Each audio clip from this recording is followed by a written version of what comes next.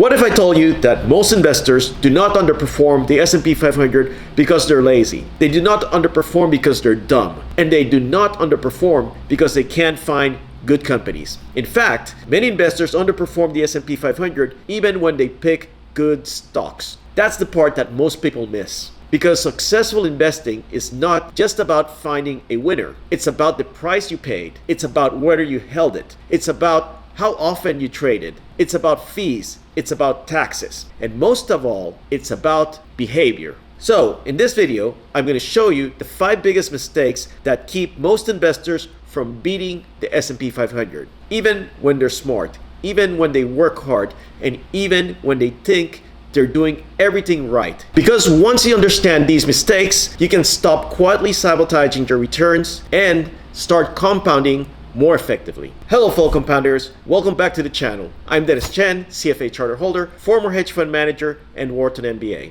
On this channel, we talk about long-term investing, financial independence, and how to build wealth that lasts. Before we start, a quick disclaimer. This video is for educational purposes only, not financial advice. Investing involves risk, and all examples are hypothetical and for illustration only. Always do your own research. The S&P 500 is a tough opponent. A lot of investors casually say they want to beat the S&P 500, but most people do not fully appreciate what they're up against. The S&P 500 is not just some random benchmark. It is the benchmark. It holds 500 leading US companies and represents most of the US large cap market. So when you buy the S&P 500, you're buying a collection of large, dominant, highly profitable American businesses. You're buying scale, you're buying diversification, you're buying efficiency, and you're buying a strategy that is extremely hard to beat over long periods of time. And the SPIVA numbers make that very clear. According to the SPIVA US mid-year 2025 report, 85.9% or actually 86% of the US large cap funds failed to beat the S&P 500 over 10 years. 88% or 88.3% failed over 15 years, and 91% failed to beat the S&P 500 over a 20-year period. Think about that for a minute. Over 20 years, only about 1 out of 11 large cap funds managed to outperform the S&P 500. That should humble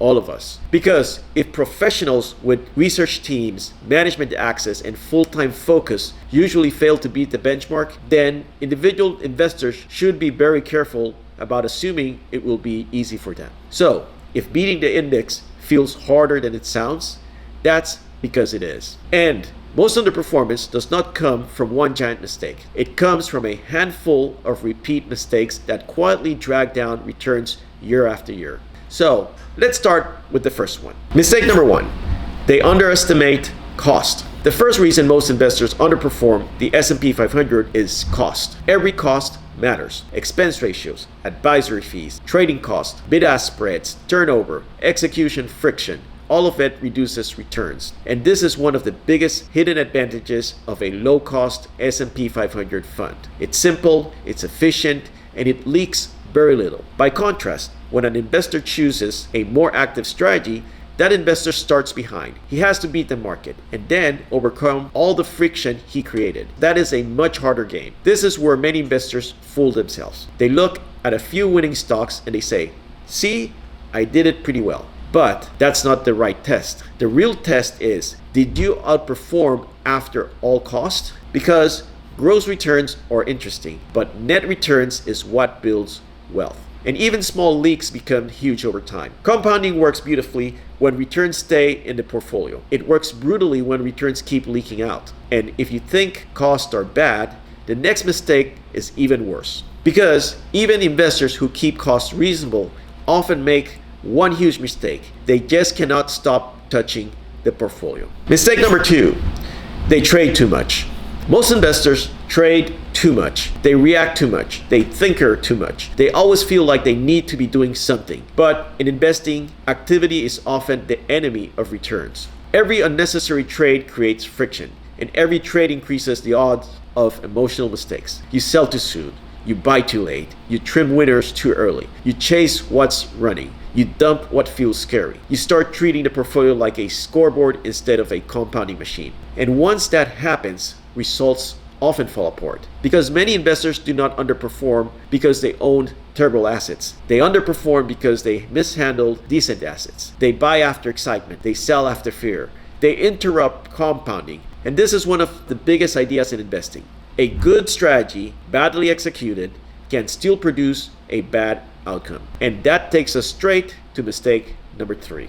Most investors aren't investing. They're chasing, because a lot of investors are not following a disciplined process at all. They're just chasing whatever happens to be working right now. Mistake number 3, they chase what's hot. Chasing winners is one of the oldest mistakes in investing. A sector gets hot, a theme dominates the headlines, a few stocks go up a lot, and suddenly people convince themselves that the recent winners must also be the future winners. Now, to be fair, sometimes great companies stay great. Sometimes leadership lasts. Sometimes the winners keep winning. But the problem is not that great businesses exist. The problem is that most investors discover them late. They show up after the easy money has already been made. They buy after the valuation has already expanded. They pay too much. And when you overpay, even a wonderful company can become a disappointing investment. This is another reason the S&P 500 is so hard to beat. It owns the winners automatically as they grow, but it does not require you to guess the perfect entry point. It does not require you to make one concentrated bet at the peak of excitement. A lot of investors, by contrast, arrive late, buy aggressively, and then panic during the first serious pullback. So they take a good business and they turn it into a bad personal investing experience. That is not just a stock problem. That is a process problem. And now we get to what may be the deepest mistake of all. A smart portfolio can still fail for one reason. Because if you avoid hot stock chasing, you can still fail if your strategy does not match your temperament. Mistake number 4, they build a portfolio they can't emotionally hold. This is a huge one. Most investors build portfolios that look good on paper, but are emotionally impossible for them to hold in real life. They say they want to beat the S&P 500, but what they really mean is that they want to beat the S&P 500 comfortably. Let me repeat that. They want to beat the S&P 500 comfortably, without lagging, without looking wrong, without downturns, without boredom, without regret. That really is not realistic. Because if you want a real chance to outperform, you usually have to be willing to be different. You may need concentration. You may need patience. You may need to hold unpopular positions. You may need to underperform before you outperform. And most investors cannot tolerate that. So what happens? They abandon value after a rough stretch. They abandon dividend strategies when growth gets hot. They abandon diversification when one part of the market dominates. They abandon active strategies right before they might recover.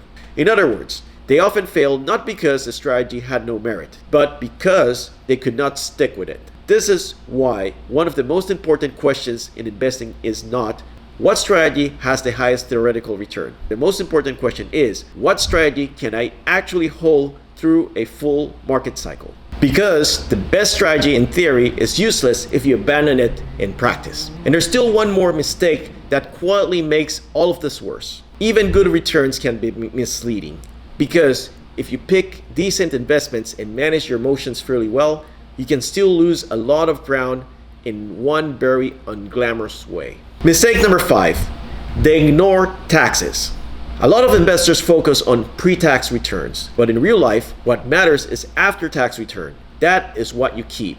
That is what compounds. And active strategies often create more taxable events, more realized gains, more short-term gains, more tax drag. That matters a lot, especially in taxable accounts. By contrast, broad index funds are often very tax efficient. That is another hidden advantage of simple index investing. They say, I beat the market before taxes. But that's not the real world result. The real world result is what remains after the tax bill. And once again, the hurdle gets higher. You're not just trying to beat the S&P 500. You're trying to beat the S&P 500 after fees, after friction, and after taxes. That is much tougher than most people realize. So what should an investor do instead? What to do instead? First, be honest about your goal. If your goal is to build serious wealth over time, there is absolutely nothing wrong with making the S&P 500 or broader index fund the core of your portfolio.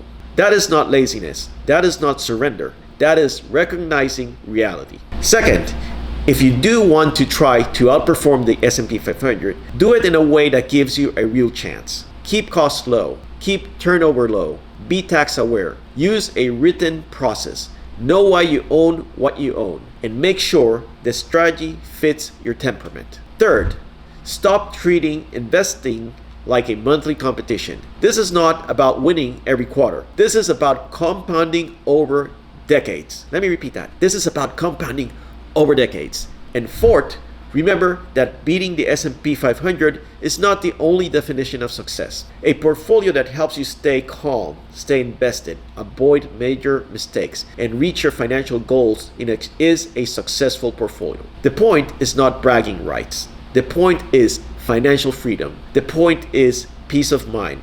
The point is building a life you actually want. And that is exactly why I built the Always Be Compounding Club. If you want a calmer, more thoughtful place to become a better long-term investor, that is what the community is for. Inside the Always Be Compounding Club, we focus on process, discipline, education, and long-term wealth building. Not hype, not panic, not hot takes. Just practical investing conversations with people who care about compounding the right way. So, if that sounds like your kind of investing community, check out the Always Be Compounding Club in the link below. Final thoughts.